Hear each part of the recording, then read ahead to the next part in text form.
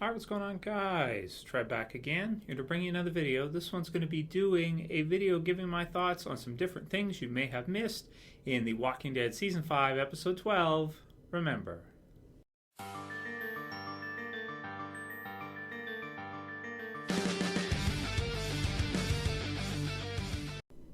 Okay, so there is a great article that has been written on moviepilot.com that I'll put the link in the description for you guys too, so you can check it out. And what it basically is it lists some top 5 things you might have missed. So I've done this before, done videos like this before, things you might have missed from the premiere for Season 5, or even prior, even in Season 4, Season 3, things like this. But recently especially, they've been adding in a lot more kind of Easter eggs and a lot more things that, a lot of viewers may not catch. So first off on the list they have here is that there are a lot of similarities between the comic book series and the television series in terms of new characters that we meet and things that are happening, which of course is expected, but it seems episode 12, Remember, it just seems like there's a lot more than what we usually get. So here is the television series version of Douglas, who's on the right there. You have Deanna on the left, and I didn't actually picture this, but when you put them side by side, you actually notice she's like a female version of Douglas. She really is. I mean, even look at the forehead wrinkles. It's like they almost sync up. It's freaky how close, and the cheekbones and everything. That's kind of funny. So there's Deanna and Douglas. And of course we have Jessie Anderson, who is played by Alexandra Breckenridge from, if you guys remember, American Horror Story. We've talked about her in the past before. But when you put them side by side too, they do look quite a bit alike, even though I always picture the comic book series version on the right having black hair, of course, because of the tones and everything and the way it's drawn. But I suppose it's not far off that she could dye her hair or have an actually different hair color in the TV series. I do think that Alexandra is probably better looking than the comic book series counterpart in terms of the way she's drawn. Then, of course, we have Olivia, who is, I mean, yeah. I mean, it speaks for itself, pretty much exact. Now, this character here obviously is not that important, but she is, another character that's in the Alexandra safe zone. So the more, the better. And then we have, of course, Ron, left and right. The only difference really is the hair. Aside from that, again, pretty much an exact match, I would say. And then we have Nicholas, who I'm also very excited to see what they do with, in addition to Jessie and Deanna, to see the television series interpretation of Nicholas, what he becomes, how he behaves, and just what he is. It seems like already he is very close to the Walking Dead comic book series version. Then we have Aidan, who was Spencer in the Walking Dead comic book series. Some resemblance there. I wouldn't say it's 100% on. Also, the name's been changed. Rather than on the right, the Walking Dead comic book series version, Douglas's son being named Spencer. On the left, we have Deanna's son, who's named Aidan. So we'll have to see what happens with that and his storyline coming up. Is it going to be the same as the Walking Dead comic book series? I mean, it can't be exactly the same. Those of you who know what the storyline is for Spencer, you'll understand what I mean by that. It's not possible that it could be exactly the same, but it could be similar, just with a replacement for the character in which the things in the comic book series happen with Spencer later on. And we even have Peter Anderson, who I am very excited to see what they do with him and how they interpret him. So far, it looks like an exact duplication, so to speak, or an exact interpretation, same as the Walking Dead comic book series. And I know it's not easy to see in this picture here. It's hard to get a good picture of him from this episode. Remember, that's about the best one I could get. But from the look of it, I know you can only see half his face here. At least the shape of his face and everything, he looks really similar, looks really close. So I'm very excited to see what happens with him, Jessie, and of course, Aidan, and all these new characters from the Alexandria Safe Zone, and how they differ and how they're the same from the original comic book series. Some people also mentioned, I forgot to talk about this in my review, which is an exact interpretation of the Walking Dead comic book series line from Rick that he says to Carol and Daryl, of course, in the comic book series, Carol and Daryl not existing, at least not these interpretations of them.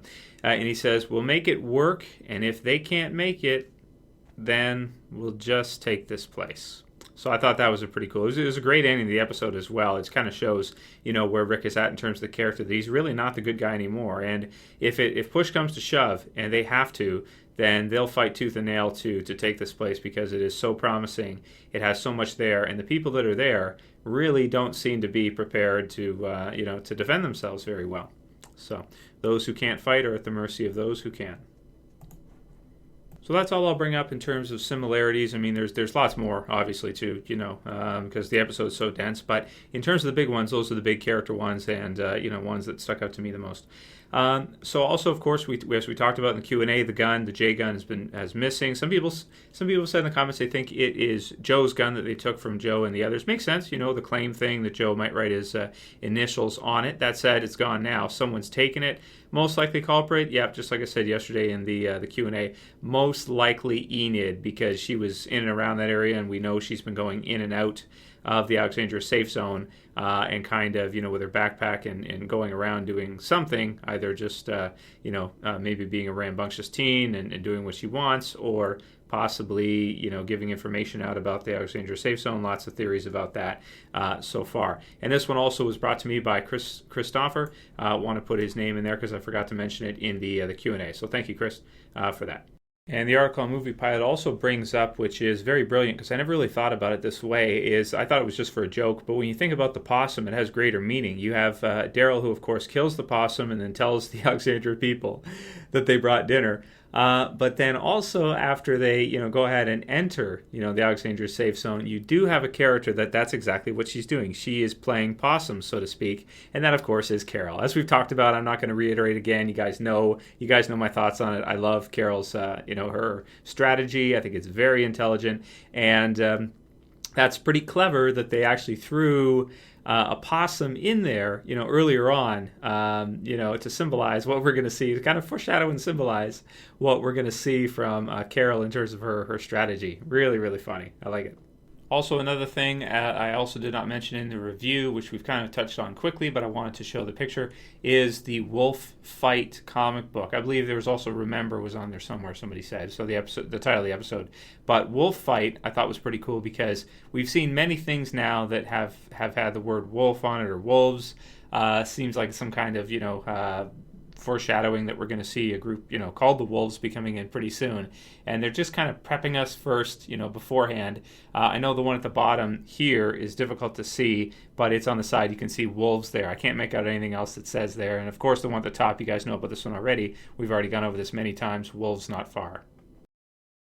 Then again, we have another mention of time. We have, the watch that Rick has always had, and another mention of time. I also like, if you guys missed the first Q&A we did this week, the comment in the channel from Ayana, Christina, who talked about the titles of the episodes, and the quote from Dale, as he said, I give you the mausoleum of all hope and desire, which will fit your individual needs no better than it did mine or my father's before me. I give it to you not that you may remember time, but that you may forget it, which is the title of episode 13, for a moment now, and then not spend all of your breath. So spend episode 14 trying to conquer it. So try 15 and conquer 16, the titles of the episodes. So again, just a heavy concentration on time. We've seen this many, many times before. What the purpose of it is, why exactly they're doing that. It's kind of hard to say. I mean, it's kind of obvious at the same time. Like they're trying to kind of put some hints in there at time passing and, how time has passed. And they do this a lot. They've done this in many, many episodes, thus far. And, how time changes everybody, changes everything. So that's all I'll include for this video. I'm sure there's other things in the episode that we could probably talk about, we could probably mention. If you guys have any others, feel free to write them in the comments below. I was going to do a Q&A with this as well, but since it went on for a while, decided I'm just going to release this as this, and then tomorrow we'll continue with other Q&As. So let me know what you guys think about all of these. Which ones are your favorite? Maybe which comic book series counterpart you think is the coolest that we've seen so far. And if you like the video, please do me a favor. Please thumb it up below. If you want to help support the channel, please share it. Please favorite it. And that's it for today's video, guys. I'll see you tomorrow for another Q&A. As always, it's Trev saying peace. And oh, by the way, if you're new and you want to subscribe, feel free to subscribe. See you guys.